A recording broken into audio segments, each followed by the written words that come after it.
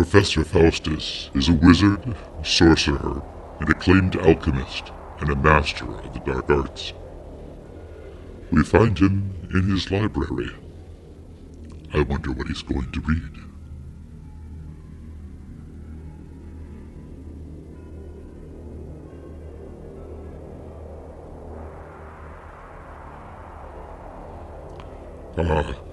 It seems he's chosen Dante, the Inferno. Wow, that's a hot book.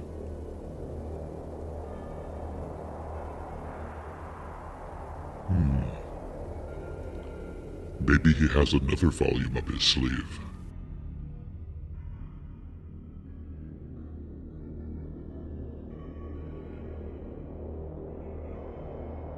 Sure enough, the professor has the entire Divine Comedy. Time to give it a read.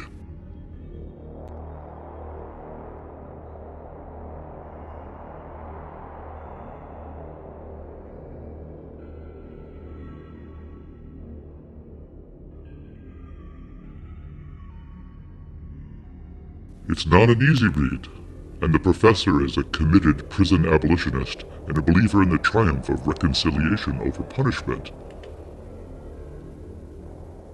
Those poor souls being tortured. What can he do? This is not acceptable.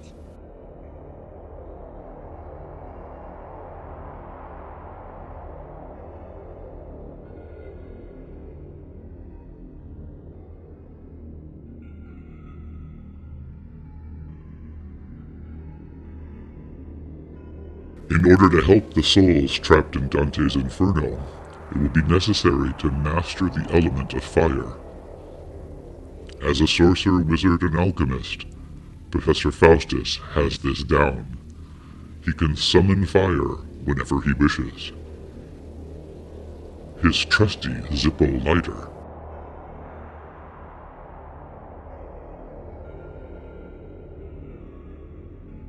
With a magical incantation and a few moves, fire appears.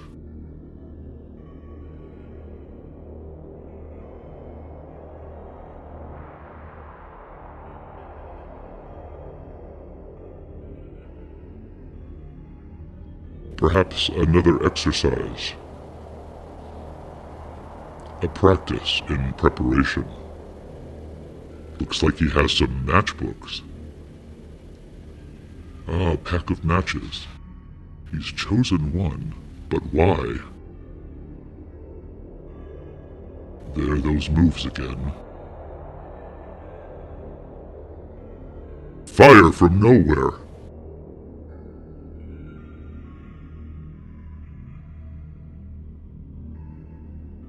It seems the professor is ready. The first circle, limbo. Now, some of the poor souls here in Limbo can't quite make it one place or the other. Do they deserve to be there? The professor has taken another book. Aristotle, one of his favorites. He pulls from the book a silk handkerchief to represent Aristotle's soul. The soul is wandering in the fog. How will he help poor Aristotle?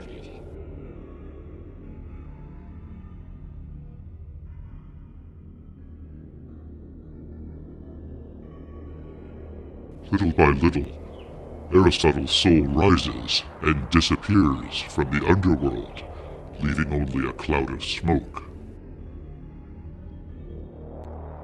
The professor's first triumph. Second circle, lust.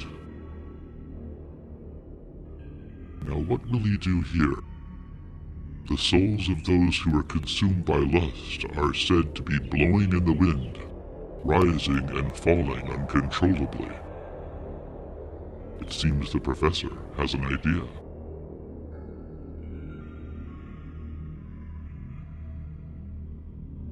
Ah, the flame rises.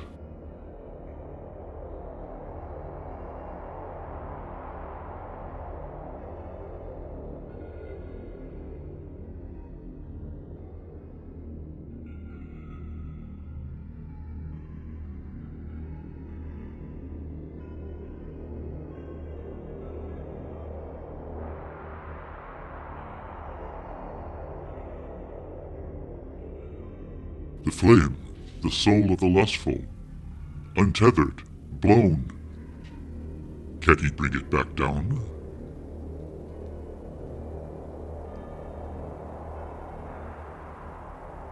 Saved. Another triumph.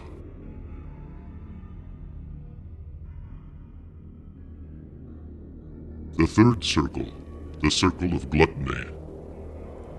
The poor gluttons, barked at by Cerberus, the three-headed dog. What will the professor do now? It seems he has an idea. A box? What does it have in it? Apparently nothing. But it looks like he's motioning for Cerberus to get in. How to lure the pooch. 3 bones, 1 for each ravenous head. Come here, doggy. Still no luck.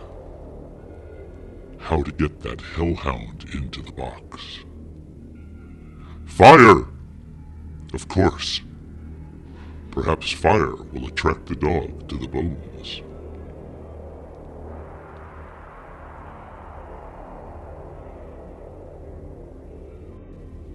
Another lure. The box is shaking. Was it successful? I didn't see anything. It seems that it was. Cerberus, the three-headed dog. Domesticated. Another triumph for the professor. The fourth circle, greed. Hoarders and squanders are tortured in the fourth circle. How will the professor help them? Money, the root of all evil. Professor Faustus, an anarchist, does not believe in money. What to do? Uh-oh. I hope he knows. That's a federal crime.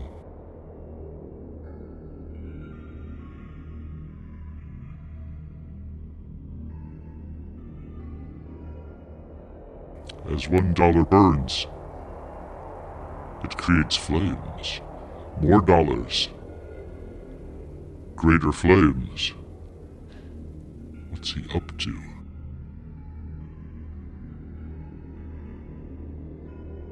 The end of money. But wait, what's this? He seems overtaken. Oh, the horror. What is it? Money. Bills all tied together, coming out of his body. An infinite string of cash. Some sort of satanic ATM he's become.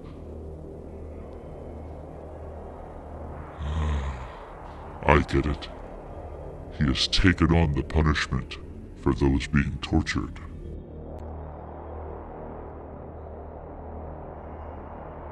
Fourth circle souls, you have been released.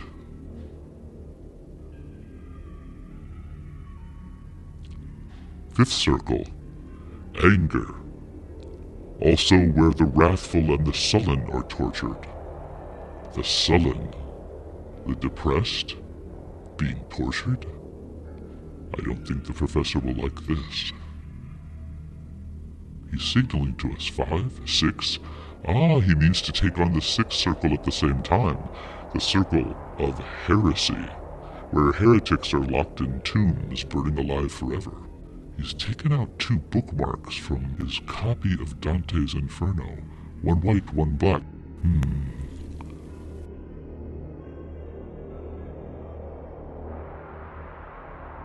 He seems to be writing something on the white one. I wonder what it says.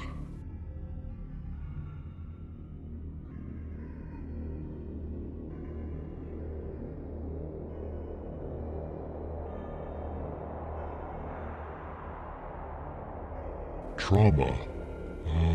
The sullen. Their trauma has caused them to be so sad. How to remove it, though? I see a little hair of the dog that bit you. Fire, flames. Can they burn up the trauma and free the souls? A few passes with the magic Zippo and the trauma's gone.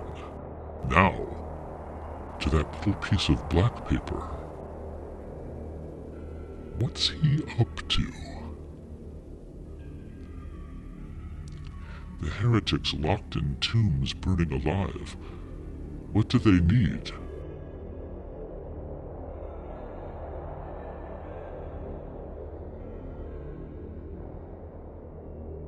A key. A key born of fire to unlock the tombs. A key of ashes. And those in the sixth circle are freed as well.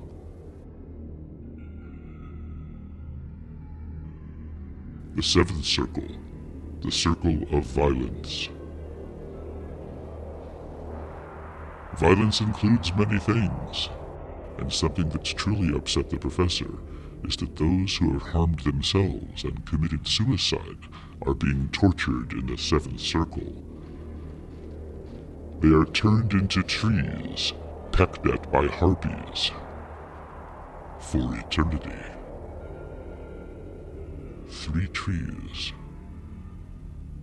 on a 3-sided partition. How will the professor help these poor souls?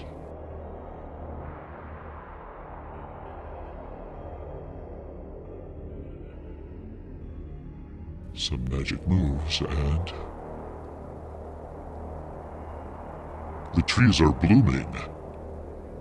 Flowers from nowhere. A flower for one soul, and for another,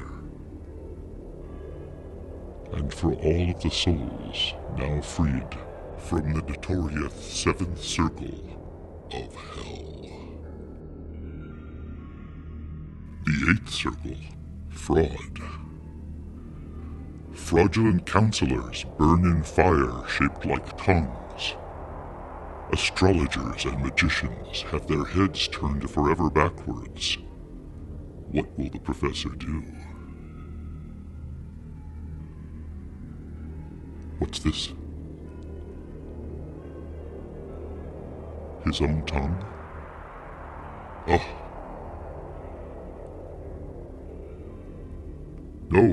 No, don't do it, Professor.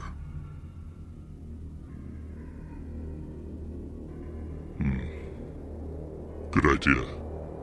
Try something else. One of the magicians or astrologers, with his head turned forever backwards, sealed in a jar, surrounded by spider webs. The professor raises a curtain. He places it down over the jar. What's going on?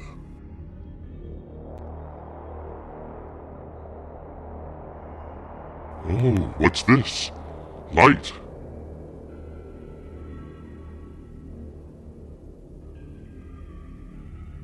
Oh, not only light, but the head has been turned forward. Well, that's one way to free them. Finally, the ninth circle, the circle of treachery. Traitors to family. Those who are treasonous in nature, frozen in a lake up to their heads, while Satan chews on the body of Judas Iscariot. If that's the lake, it doesn't look like it has any ice. No, just warm water.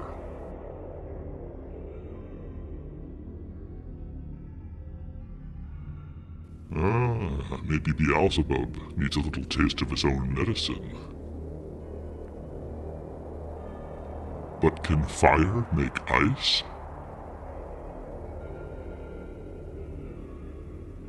Puts his hands in the water and... cubes of ice from nowhere.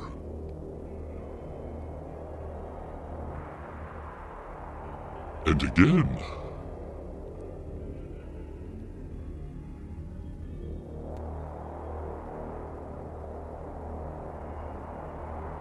And again into the lake of ice.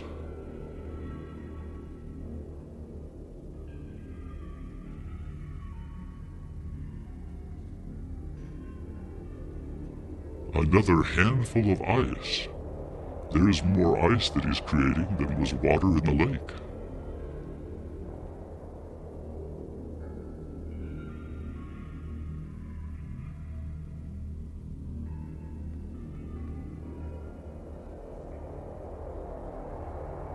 A final plunge. A final cube. There and then gone. And like that, the souls are freed. You don't win this time, Mr. Beelzebub. The journey is complete. But wait, ascent to paradise. No one needs to be freed from heaven, do they? What's the professor thinking?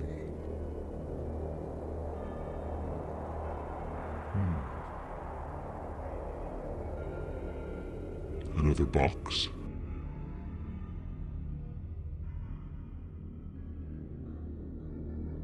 An empty box?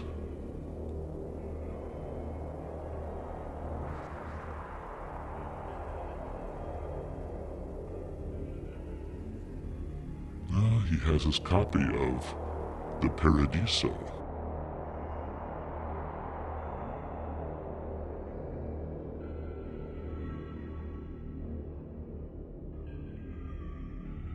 He removes another bookmark, this time red paper.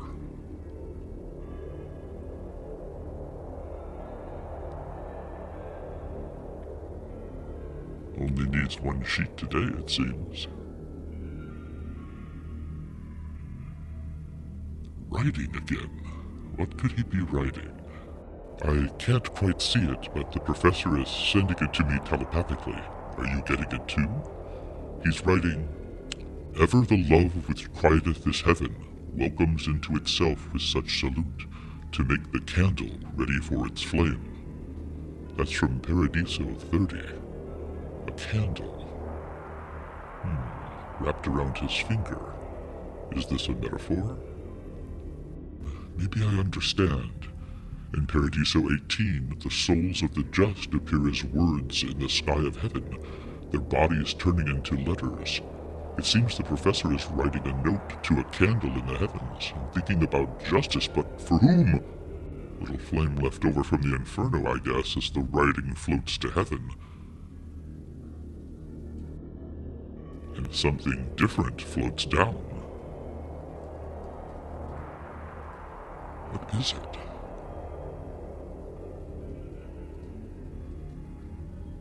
What is it that the professor has?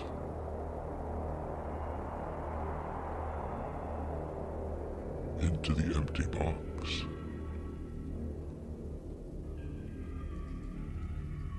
Something made its way down. Paradiso 30, Beatrice, the object of Dante and Virgil's obsession, praised and loved for her beauty, and when finally he takes us into the Empyrean, Dante writes that Beatrice has reached a state of even greater beauty, as he did for the persecuted souls in the Inferno. The professor has helped Beatrice escape her torment. The patriarchy, the gaze of men, a hierarchy set up by an endless series of fathers and their fathers and their fathers before them. That's one way to be an ally, Professor. And so ends the... What's this? An epilogue?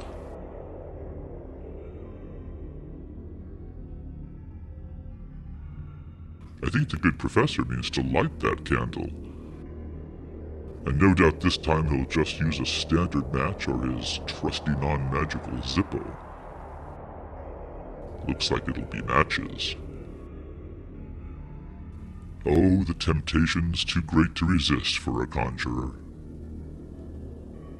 It seems you can take the sorcerer out of the inferno, but you can't take the inferno out of the sorcerer. Good night, Professor. And good night to you too, viewers. We will meet again.